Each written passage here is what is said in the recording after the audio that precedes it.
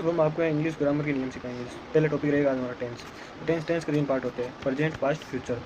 और इसके अंदर हम शुरुआत करते हैं। एक पार्ट के भी अंदर और पार्ट है, जिसमें प्रेजेंट का वजह सिंपल और इंडिफिनाइट, ये दोनों एक ही है। फिर आता है कंटिन्यूस, फिर परफेक्ट, फिर परफेक्ट कंटिन्यूस। पसंद सामान्यतः हम कन्फ्यूजिंग होते हैं जोड़ों पर आधारित है। इस पहला टेंस है सिंपल टेंस। तो इसके अंदर क्या होता है, इसमें वर्ब इज या हम आर का प्रयोग होता है, वर्तमान किसी पहचान या गुणवत्ता का वर्णन करता है। अब इसके जो सूत्र है वो आपको यहाँ मैं देख रहा हूँ, ये सूत्र है जैसे subject plus is, am are, noun, objective, इस प्रकार से ये 3 सूत्र हो गए। पहला पॉजिटिव, फिर नेगेटिव, फिर कंटिन्यूस टेंस के लिए हो गया। जैसे इज जाइए सिंगुलर के लिए यूज होता है, ही सी इट नेम सिंगुलर हो गया। एम वाई के लिए होता है, आर होता है यू वी दे प्लूरल के लिए। जैसे यहाँ पर कुछ उदाहरण देख सकते हैं, जैसे I am a teacher, she is not my aunt, are you ने दिल्ली। तो इसमें आई ए सिंगुलर था, तो उसके लिए पीछे एम का यूज हुआ है। और she is not my aunt, जो सी इसके अंदर सिंगुलर है, और सिंगुलर के साथ में हमेशा इज का यूज़ होता है। इज के बाद में नोट का यूज़ होता है, फिर मेरे बाद में नोट का यूज़ हो गया। फिर ये जो ऑब्जेक्टिव का यूज़ हुआ है, जैसे माई, और बाद में ये आंट एडजेक्टिव यूज हो गया। अब बात करते हैं प्रेजेंट इंडिफिनिट टेंस की। तो ये एक सिंपल ही पार्ट है प्रेजेंट इंडिफिनिट, बस इन्हें हम समझने के लिए 2 टाइप में कर रहे हैं। तो इसके अंदर क्या है कि हम वर्तमान के विभिन्न प्रकार के कार्यों को रख सकते हैं। जैसे इसमें हम बात करते हैं रेगुलर एक्शन, नियमित कार्य जो हमेशा हो रहे हो। इरेगुलर एक्शन मतलब अनियमित कार्य, हैबिट यानी आदत होगी। यूनिवर्सल ट्रेट तो सारों को लिख सकते हैं, वो बात होगी। तो इसके अंदर पर रेगुलर एक्शन में हम ये बात मान सकते हैं, I am come here daily, मैं हमेशा यहाँ आता हूँ, ये एक रेगुलर बात है। अनियमित कार्य से अर्थक्वेक्स कम इन जापान के, अर्थक्वेक्स जापान में हमेशा नहीं आते, कभी कभी आते हैं, ये हमेशा आने वाली चीज़ नहीं होती है। हैबिट आदत होगी, ही स्मोक्स, वो धूम्रपान करता है, ये उसकी परमानेंट एक आदत है। फिर एक आदत है यूनिवर्सल ट्रूथ।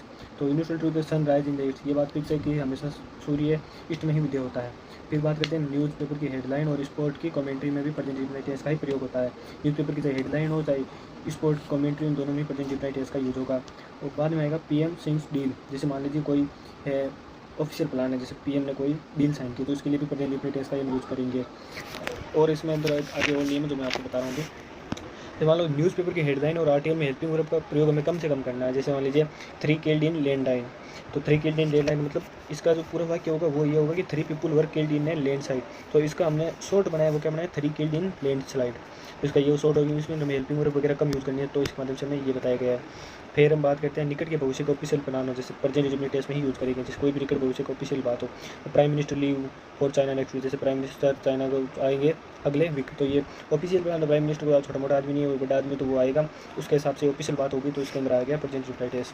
इसके ये फॉर्मूले 3, ये पहला पॉजिटिव, फिर नेगेटिव के लिए, फिर इंटरोगेटिव के लिए, ये इस प्रकार से फॉर्मूला। इसके अंदर तो हम पहला सेंटेंस एग्जाम्पल समझ लेते हैं, what he can now about you, party के नाम एबिट्यूज, उसमें वाट है, तो हमें ये देना है। पहले जो इंट्रोगेटिव सेंटेंस है उसके अंदर क्या आता है, इससे पहले अंदर आता है हेल्पिंग वर्ब, ये इंट्रोगेटिव कुछ भी चीज़ आ गई, तो ये इंट्रोगेटिव चीज़ आ गई।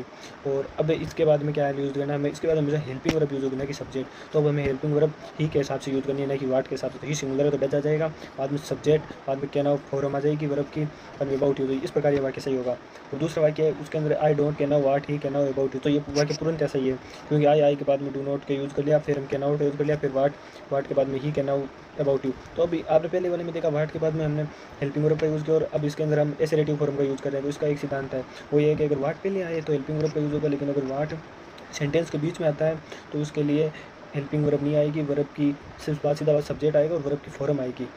इसका ये एक कॉन्सेप्ट है, ये नियम है, ये याद ही रखना है हमें। और अब हम 1 या 2 की वाक्य ये जो मैं यहाँ नीचे दिए, जो मैंने आपको समझा दिया, आपको देखने की जरूरत नहीं है।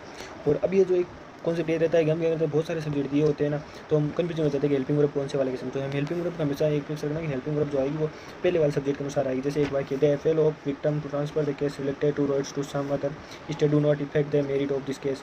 तो इसमें क्या है ना कि जो हमने ये देखो हेल्पिंग वर्ब है डू नॉट को कैसे यूज़ कर लिया, स्टेट्स, ये भाई प्लूरल हमने इसके हिसाब से डू यूज़ करें, यहाँ पर डू गलत है, हमें एपीएल के हिसाब से यूज़ करना है, तो डज यूज़ होगा, डू का यूज़ नहीं होगा। सब्जेक्ट हमेशा नियर बाई सब्जेक्ट के अनुसार, हेल्पिंग वर्ब हमेशा नियर बाई सब्जेक्ट के अनुसार नहीं आएगी, हेल्पिंग हमेशा पहले सब्जेक्ट के अनुसार ही आएगी।